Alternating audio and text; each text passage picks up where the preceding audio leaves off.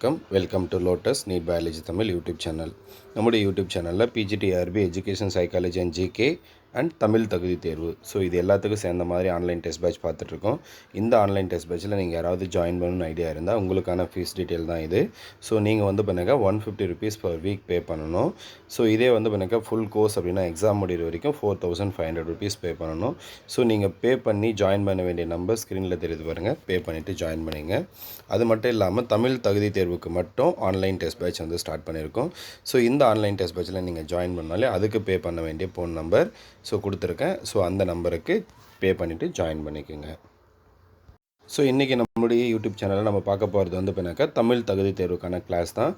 இந்த கிளாஸில் வந்து பின்னாக்கா நம்ம 10th புக்கு பார்த்துட்ருக்கோம். இந்த 10th புக்கில் வந்து பின்னாக்கா தொகைநிலை தொடர்கள்.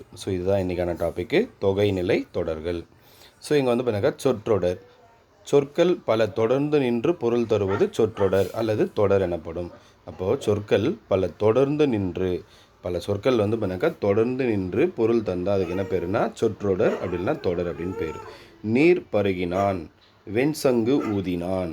வந்து பண்ணாக்கா இங்கே வந்து பண்ணாக்கா நிறைய சொற்கள் என்ன பண்ணுது, தொடர்ந்து ஒரு பொருளை தரதுனால அதுக்கு பேர் சொற்றொடர் அப்படின்னு பேர். இங்கே வந்து பண்ணாக்கா தொகைநிலை தொடர். பெயர் சொல்லோடு வினை சொல்லும் பெயர் சொல்லும் சேரும் தொடரின் இடையில் வேற்றுமை உருபுகளோ வினை பண்பு முதலியவற்றின் உருபுகளோ தொக்கி மறைந்து 2 அல்லது அதற்கு மேற்பட்ட சொற்கள் ஒரு சொல் போல் நிற்குமானால் அதனை தொகைநிலை தொடர் என்று கூறுவர். அப்போ வந்து பண்ணாக்கா பெயர் சொல்லோடு வினை சொல்லும் பெயர் சொல்லும் சேரும் தொடரின் இடையில், அப்போது ஒரு பெயர் சொல்லோடு வினை சொல்லும் பெயர் சொல்லும் சேரும் தொடரில் இடையில் வேற்றுமை உருபுகளோ வினை பண்பு முதலியவற்றின் உருபுகளோ மறைந்து 2 அல்லது அதற்கு மேற்பட்ட சொற்கள் ஒரு சொல் போல் நிற்குமானால், 2 அல்லது மேற்பட்ட சொற்கள் ஒரு சொல் போல் நிற்குமானால் அதனை தொகைநிலை தொடர் என்று கூறுவர். இங்கே எக்ஸாம்பிள் வந்து என்ன கொடுத்துருக்காங்கன்னா, எடுத்துக்காட்டு வந்து பார்த்தாக்கா கரும்பு தின்றான்.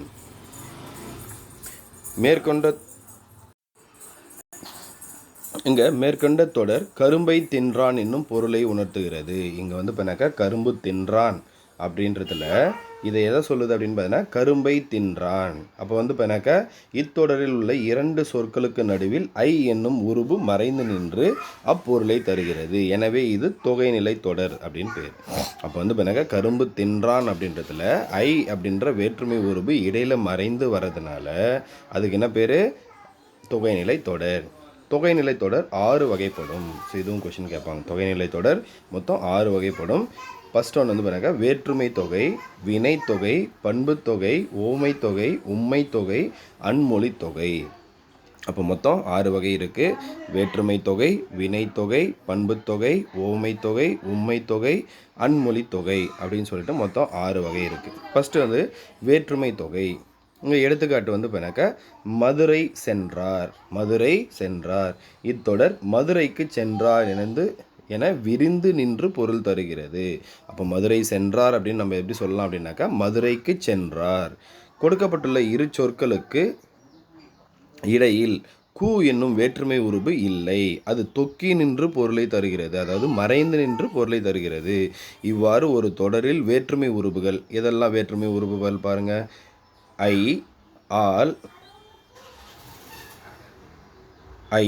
ஆல், கு, இன், அது, கண் ஆகியவற்றுள் ஒன்று மறைந்து வந்து பொருள் உணர்த்துவது வேற்றுமை தொகை.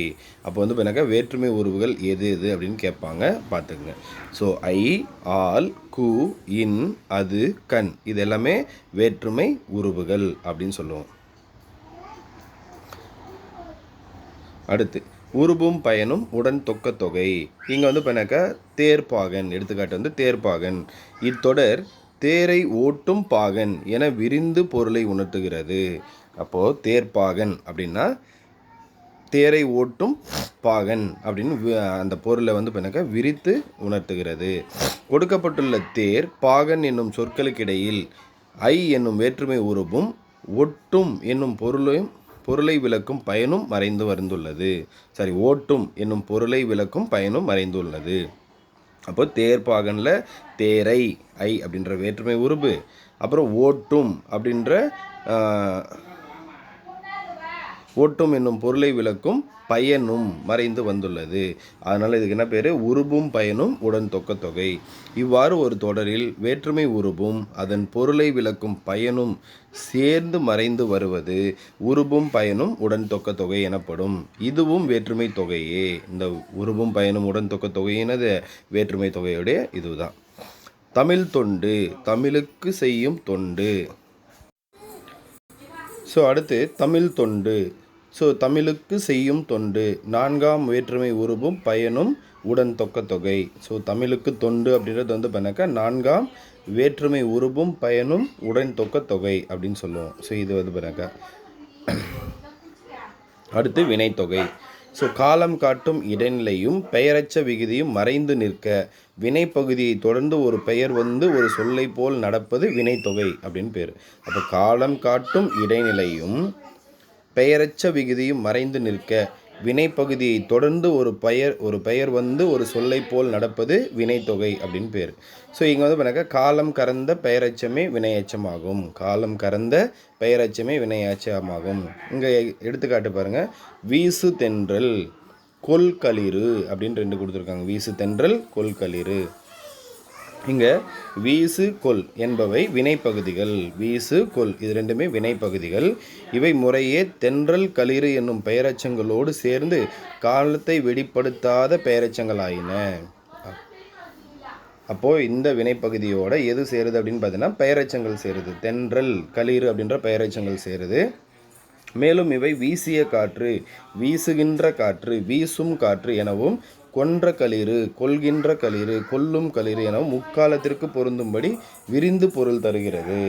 அப்போ வந்து இது என்ன பண்ணுது? 3 காலத்துக்கும் பொருந்தும்படி பொருளை தருகிறது.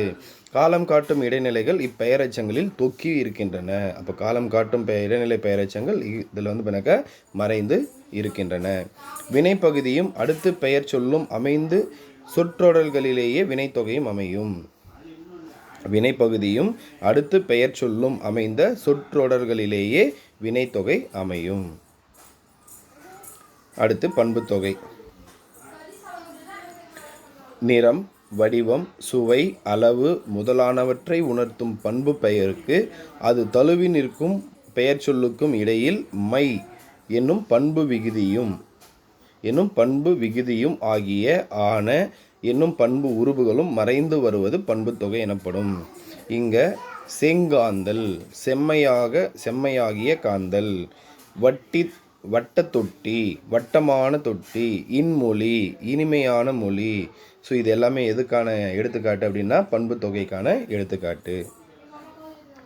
அடுத்து இரு பெயரொட்ட பண்புத்தொகை.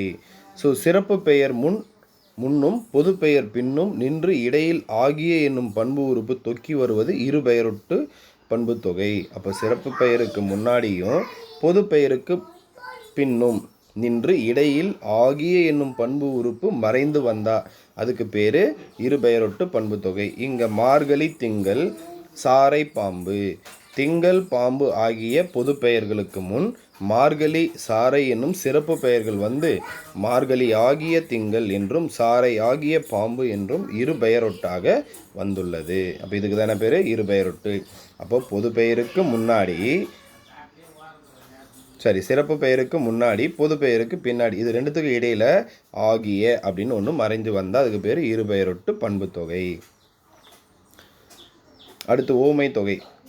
ஓமைக்கும் பொருளுக்கும் இடையில் ஓம உருபு மறைந்து வருவது ஓமை தொகை.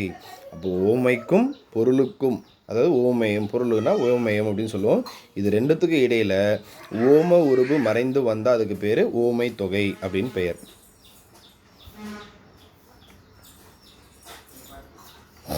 இங்கே எடுத்துக்காட்டு வந்து பண்ணாக்கா ஓமை தொகைக்கு எடுத்துக்காட்டு வந்து பண்ணாக்கா மலர் கை அப்படின்னு சொல்லுவோம். அப்போ மலர் போன்ற கை.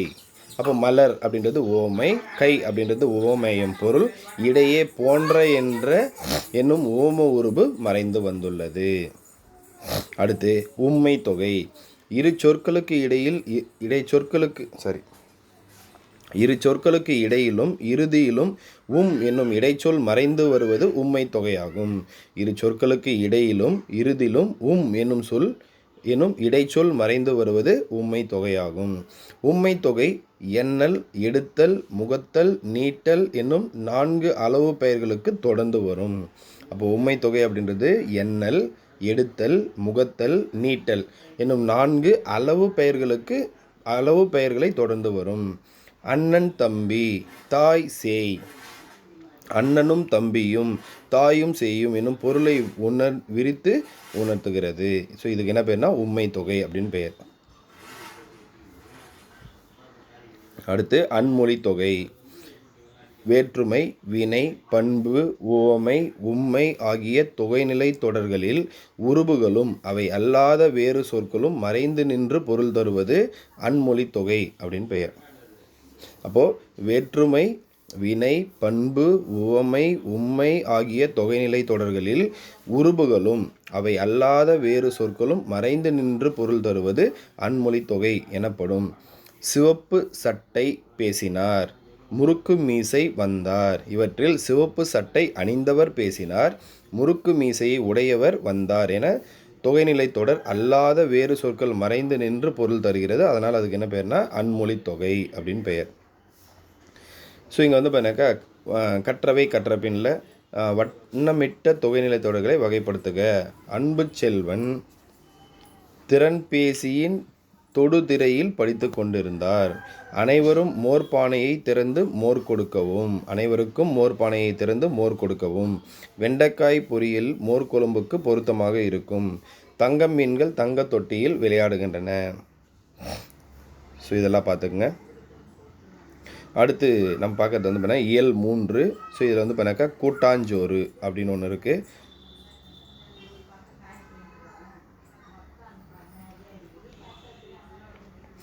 ஸோ இங்கே வந்து பார்த்தீங்கன்னாக்கா முழி தயிர் பிசைந்த சோற்றை உருட்டி அனைவருக்கும் கையில் ஓர் உருண்டை கொடுத்து உருண்டையின் நடுவில் வைத்த குழியில் புளிக்குழம்பு இட்டு உண்ணச் சொன்ன அன்னையின் அன்பில் தொடங்குகிறது அனைவருடனான பகிர்ந்துண்ணல்.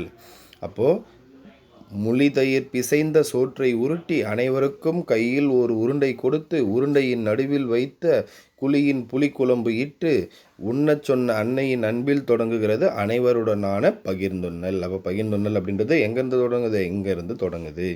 சிறு வயதில் மகனுடனோ மகளுடனோ வரும் நண்பர்களுக்கும் சேர்ந்து அம்மா தரும் சிற்றுண்டியில் தொடங்குகிறது தமிழரின் விருந்து போற்றல். அப்போது சிறு வயதில் மகனோடவோ மகளோடவோ வரும் நண்பர்களுக்கும் சேர்த்து அம்மா தரும் சிற்றுண்டியில் தொடங்குகிறது தமிழரின் விருந்து போற்றுதல். தமிழர் மரபில் உணவோடு உணர்வை குலைத்து செய்த சமையல் விருந்தாகிறது. அப்போ உணவோடு உணர்வையும் குலைத்து செய்த சமையல் விருந்தாகிறது. தம் வீட்டுக்கு வரும் விருந்தினரை முகமலர்ச்சியோடு வரவேற்று உண்ண உணவும் இருக்கை இடமும் கொடுத்து அன்பு பாராட்டுவதே விருந்தோம்பல். தம் வீட்டுக்கு வரும் விருந்தினரை முகமலர்ச்சியோடு வரவேற்று உண்ண உணவும் இருக்கை இடமும் கொடுத்து அன்பு பாராட்டுவது தான் விருந்தோம்பல். விருந்தினர் என்றால் உறவினர் என்றும் இக்காலத்தினர் கருதுகின்றனர். விருந்தினர் அப்படின்னாவே உறவினர் அப்படின்னு காலத்தில் கருதுகிறாங்க. உறவினர் வேறு, விருந்தினர் வேறு. முன்பின் அறியாத புதியவர்களுக்கே விருந்தினர் என்று பெயர். அப்போ உறவினர் அப்படின்றவங்க வேறு, விருந்தினர் அப்படின்றவங்க வேறு. ஸோ முன்பின் அறியாத புதியவர்களுக்கே விருந்தினர் அப்படின்னு பெயர். விருந்தே புதுமை என்று தொல்காப்பியர் கூறியுள்ளார். அப்போ விருந்தே புதுமை அப்படின்னு யார் கூறியிருக்காங்க அப்படின்னா தொல்காப்பியர் கூறியிருக்காரு. இதுவும் கொஷின் கேட்பாங்க. அற உணர்வும் தமிழர் மரபும். திருவள்ளுவர் இல்லறவியலில் விருந்தோம்பலை வலியுறுத்த ஓர் அதிகாரத்தையே அமைத்திருக்கிறார். திருவள்ளுவர் இல்லறவியலில் விருந்தோம்பலை வலியுறுத்த ஒரு அதிகாரத்தையே அமைத்திருக்கிறார். இல்லறம் புரிவது விருந்தோம்பல் செய்யும் பொருட்டே என்கிறார். முகம் வேறுபடாமல் முக மலர்ச்சியோடு விருந்தினை வரவேற்க வேண்டும் என்பதே மோப்பக்குலையும் அனிச்சம் என்ற குரலில் எடுத்துரைக்கிறார். விருந்தினை போற்றுதலில் இல்லக் கடமையாக இருந்தது. தொல்லோர் சிறப்பின் விருந்தெதிர் கோடலும் இழந்த எண்ணெய். ஸோ இது எந்த பாடலில் வருது அப்படின்னா சிலப்பதிகாரத்தில் வருது. அதே மாதிரி மோப்பக்குலையும் அனிச்சம் அப்படின்றது திருக்குறள். ஸோ இது எல்லாமே கொஷினாக வரும் நமக்கு. ஸோ அப்போ தொல்லோர் சிறப்பின் விருந்தெதிர் கோடலும் இழந்த எண்ணெய் என்று கண்ணகி வருந்துகிறாள். ஸோ இந்த பாடலை கொடுத்துட்டு யார் வருந்துறாங்க அப்படின்னு கேட்பாங்க. கண்ணகி வருந்துகிறாள். கோவலனை பிரிந்து வாழும் கண்ணகி அவனை பிரிந்ததை விட விருந்தினரை போற்ற முடியாத நிலையை எண்ணியே வருந்துவதாக குறிப்பிடுவதன் மூலம் விருந்தினரை போற்றி பேணல் பழந்தமிழின் மரபு என்பது இளங்கோவடிகள் உணர்த்துகிறார். ஸோ இதில் கண்ணகி எதுக்காக பண்ணாக்கா வருந்துறாங்க அப்படின்னா, கோவலனை பிரிந்து வாழும் கண்ணகி அவனை பிரிந்ததை விட விருந்தினரை போற்ற முடியாத நிலையை எண்ணியே வருந்துவதாக குறிப்பிடுகிறார். ஸோ கல்வியும் செல்வமும் பெற்ற பெண்கள் விருந்தும் ஈகையும் செய்வதாக கம்பர் குறிப்பிட்டுள்ளார். அப்போ கல்வியும் செல்வமும் பெற்ற பெண்கள் விருந்தும் ஈகையும் செய்வதாக கம்பர் குறிப்பிட்டுள்ளார். இதுவும் கொஸ்டின் கேட்பாங்க. கலிங்கத்து பரணியில் ஜெயம் கொண்டார் விருந்தினருக்கு உணவிடுவோரின் முகமலர்ச்சியை ஓமையாக்கியுள்ளார். கலிங்கத்து பரணி இதை யார் இயற்றினதுன்னா ஜெயங்கொண்டார் இயற்றுறாரு. இதில் விருந்தினருக்கு உணவிடுவோரின் முகமலர்ச்சியை ஓமையாக்கி கூறியுள்ளார். அடுத்து இந்த கம்பராமாயணத்தில் என்ன சொல்லியிருக்காங்க பாருங்கள். ஸோ பொருந்து செல்வமும் கல்வியும் பூத்தலால் வருந்தி வந்தவர்க்கு ஈதலும் வைகளும் விருந்து அன்றி விளைவென யாவையே அப்படின்றது இது எந்த பாடல் அப்படின்னா கம்பராமாயண பாடல். அதே மாதிரி விருந்தினரும் வறியவரும் நெருங்கி இன்ன மேன்மேலும் முகமலரும் மேலோர் போல. ஸோ இது என்ன பாடல் அப்படின்னா கலிங்கத்து பரணி. ஸோ இந்த பாடலையும் கொஷினை நம்ம கேட்பாங்க. தனித்து உண்ணார். தனித்து உண்ணாமை என்பது தமிழரின் விருந்தோம்பல் பண்பின் அடிப்படை. தனித்து உண்ணாமை என்பது தமிழரின் விருந்தோம்பல் பண்பின் அடிப்படை. அமிழ்தமே கிடைத்தாலும் தாமே உண்ணாது பிறருக்கு கொடுப்பது நல்லோர். கொடுப்பர் நல்லோர். அத்தகையோரால்தான் உலகம் நிலைத்திருக்கிறது என்பதை உண்டால் அம்ம இவ்வுலகம் இந்திரர் அமிழ்தம் இவைய தாயினும் இனிது என தமியர் உண்டலும் இலரே. ஸோ இது என்ன பாடல் அப்படின்னா புறநானூற்று பாடல் என்று கடலுள் மாய்ந்த இளம் பெருவழுதி குறிப்பிட்டுள்ளார். அப்போ இது என்ன பாடல்னு கேட்கலாம். அப்படி இல்லைனா பண்ணாக்க இதை யார் குறிப்பிட்டாங்கன்னு கேட்கலாம். கடலுள் மாய்ந்த இளம் பெருவழுதி குறிப்பிட்டுள்ளார். அடுத்து அல்லல் ஆயினும். விருந்தோம்பல் என்பது சிறந்த பண்புகளுள் ஒன்றாக கருதப்படுகிறது. நடு இரவில் விருந்தினர் வந்தாலும் மகிழ்ந்து வரவேற்று உணவிடும் நல்லியல்பு தமிழருக்கு உண்டு. இதை அல்லில் ஆயினும் விருந்து வரின் உவர்க்கு என்று நற்றிணை குறிப்பிடுகிறது. இது எந்த பாடல் அப்படின்னா நற்றிணை பாடல்.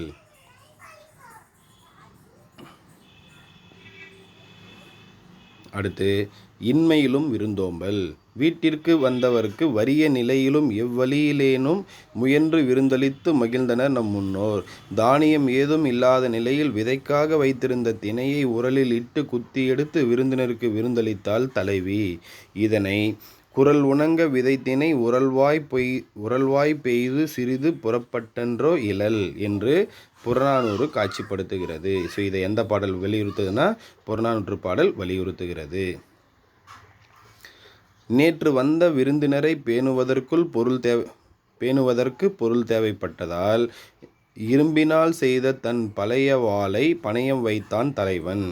இன்றும் விருந்தினர் வந்தால் தன் கருங்கோட்டு சீரியாலை பணயம் வைத்து விருந்தளித்தான் என்கிறது புறநானூறு செய்தி. ஸோ அதுக்காக ஒரு பாடல் கொடுத்துருக்காங்க.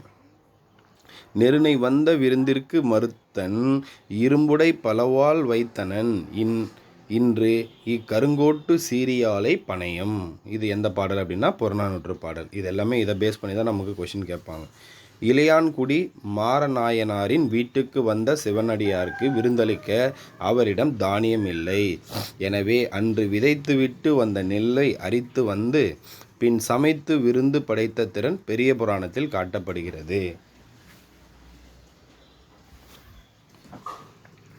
அப்போது இளையான்குடி மாரநாயனாரின் வீட்டுக்கு வந்த சிவனடியாருக்கு விருந்தளிக்க அவரிடம் தானியம் இல்லை.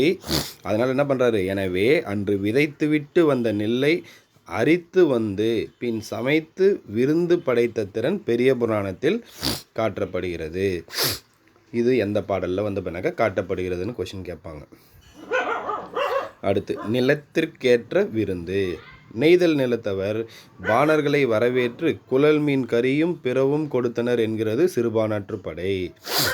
அப்போ இங்கே நெய்தல் நிலத்தவர் பாணர்களை வரவேற்று அவங்களுக்கு என்ன பண்ணுறாங்க, குழல் மீன் கறியும் பிறவும் கொடுத்தனர் என்கிறது சிறுபானாற்றுப்படை.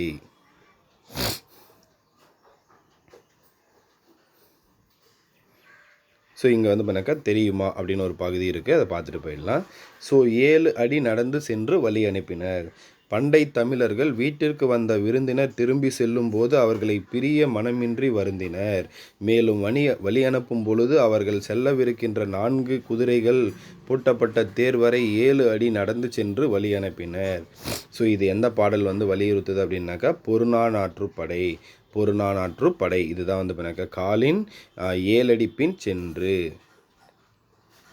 அடுத்து இங்கே இலையை மடிப்பதற்கு முந்தைய வினாடிக்கு முன்பாக மறுக்க பரிமாற்றப்பட்ட கூடுதல் இட்லியில் நீண்டு கொண்டிருந்தது பிரியங்களின் நீல் சரடு. இது யார் சொன்னது அப்படின்னு பார்த்தீங்கன்னாக்கா அம்சப்பிரியா அப்படின்றவர்.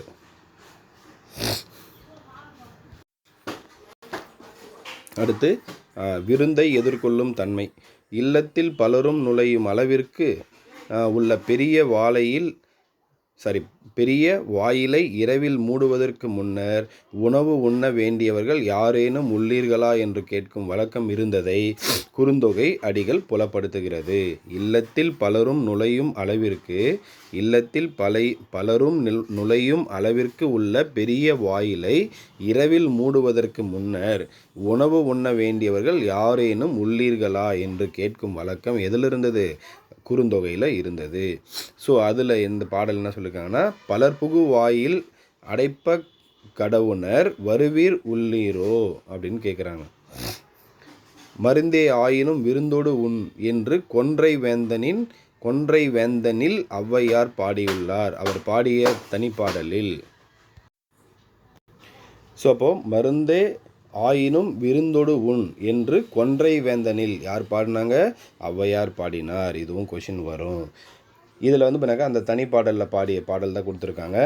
வரகரிசி சோறும் வலுந்துணங்காய் வாட்டும் முற நெனவே புளித்த மோரும் திறமுடனே புல்வேலூர் பூதன் புரிந்து விருந்து இட்டான் இது எல்லா உலகும் பெறும் அப்படின்னு சொல்கிறாங்க.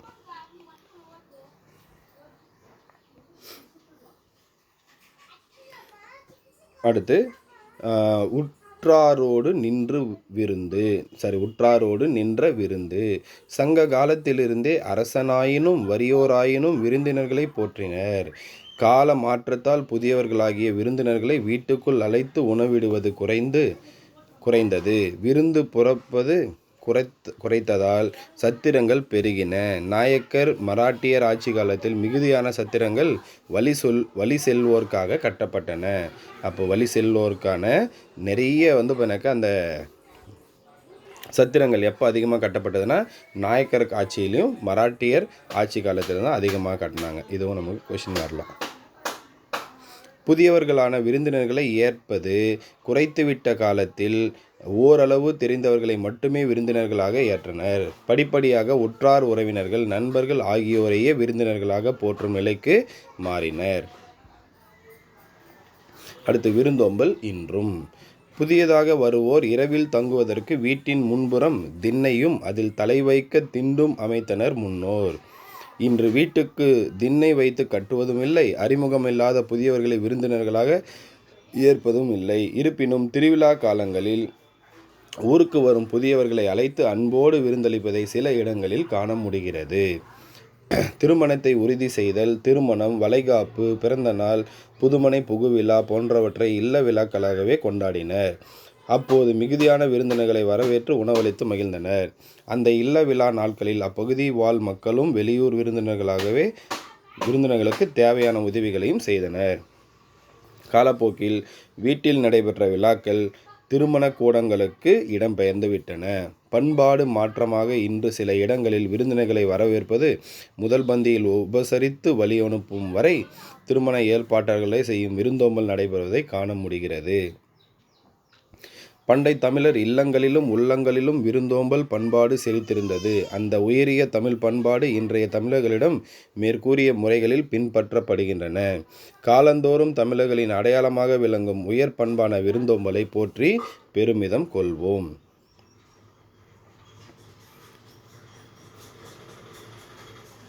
அடுத்து இங்கே தெரிந்து கொள்வோம்ல வாழை இலையில் விருந்து. தமிழர் பண்பாட்டில் வாழை இலைக்கு தனி இடம் உண்டு. தலைவாழை இலையில் விருந்தினருக்கு உணவளிப்பது நம் மரபாக கருதப்படுகிறது.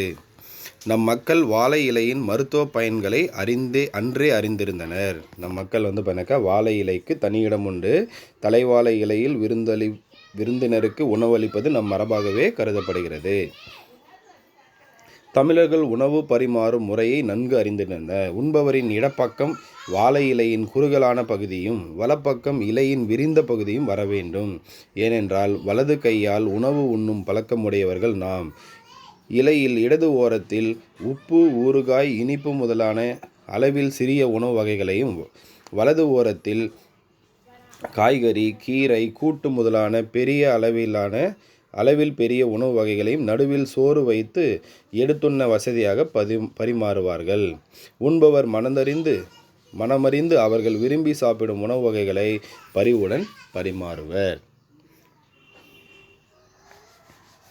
அடுத்து எத்திசையும் புகழ் மணக்க. அமெரிக்காவின் மினசோட்டா தமிழ் சங்கம் வாழை இலை விருந்து விழாவை ஆண்டுதோறும் கொண்டாடி வருகிறது.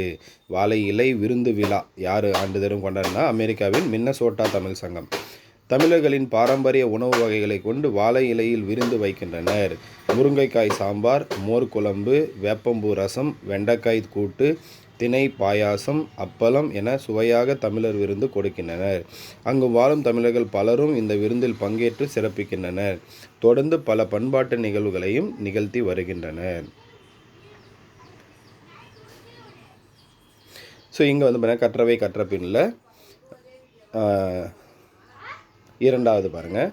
இட்டதோர் தாமரை பூ இதழ் விரித்த திருத்தல் போல வட்டமாய் புறாக்கள் கூடி இறை உண்ணும். பாரதிதாசனார் இவ்வாறாக கவிதைகளில் பதிவு செய்யப்பட்டுள்ள பகிர்ந்துண்ணல் குறித்து பேசுக. அப்போ இட்டதோர் தாமரை பூ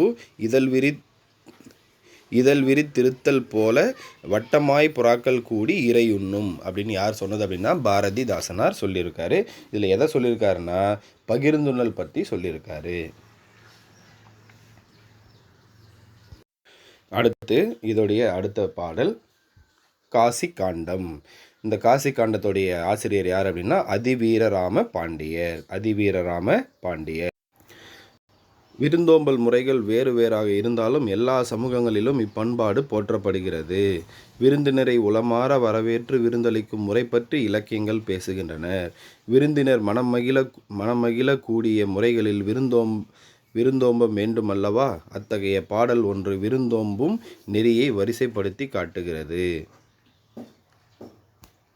விருந்தினராக ஒருவன் வந்து எதிரின் வியத்தல், நன்மொழி இனிது உரைத்தல், திருந்துர நோக்கல் வருக என உரைத்தல், எழுதல் முன் மகிழ்வன செப்பல், பொருந்து மற்ற அவன் தன் அருகுரு இருத்தல், போமெனில் பின் செல்வதால் புரிந்து நன்முகமன் வளங்கள் இவ்வொன்பான் ஒழுக்கமும் வழிபடு பண்பே. இதுக்கான சொல்லும் பொருளும் பாருங்கள். அருகுற அப்படின்னா என்ன மீனிங்னா, அருகுற அப்படின்னா என்ன பொருள்னா அருகில், முகமன் ஒருவரை நலம் வினவி கூறும் விருந்தோம்பல் சொற்கள். பாடலின் பொருள். விருந்தினராக ஒருவர் வந்தால் அவரை வியந்து உரைத்தல், நல்ல சொற்களை இனிமையாக பேசுதல், முகமலர்ச்சியுடன் அவரை நோக்குதல், வீட்டிற்குள் வருக என்று வரவேற்தல், அவர் எதிரில் நிற்றல், அவர் முன் மனம் மகிழும்படி பேசுதல், அவர் அருகிலேயே அமர்ந்து கொள்ளுதல், அவர் விரைபெற்று செல்லும் போது வாயில் வரை பின்தொடர்ந்து செல்லல், அவரிடம் புகழ்ச்சியாக முகமன் கூறி வழி அனுப்புதல் ஆகிய 9 விருந்தோம்பல் செய்யும் இல்லற ஒழுக்கமாகும். அப்போ பண்ணாக்கா விருந்தோம்பல் செய்கிறதுல மொத்தம் எத்தனை இருக்குது? 9 வகை 9 இருக்குது. ஸோ இதில் பண்ணாக்கா இலக்கண குறிப்பு. இங்கே பண்ணாக்கா நன்மொழி அப்படின்றது அதோடைய இலக்கண குறிப்பு பண்புத்தொகை. வியத்தல், நோக்கல், எழுதல், உரைத்தல், செப்பல், இருத்தல், வளங்கள் இது எல்லாமே தொழிற்பெயர்கள். ஸோ இது ரொம்ப ரொம்ப இம்பார்ட்டன்ட் இலக்கண குறிப்பு பார்த்துக்குங்க. அடுத்து பகுபத உறுப்பிலக்கணம். உரைத்த, உரை கூட்டல் இத் கூட்டல் இத் கூட்டல் ஆ. உரை அப்படின்றது பகுதி, இத் அப்படின்றது சந்தி, இத் அப்படின்றது இறந்த கால இடைநிலை, ஆ அப்படின்றது பெயரெச்ச விகுதி. அதுக்கடுத்து வருக, வா கூட்டல் கா.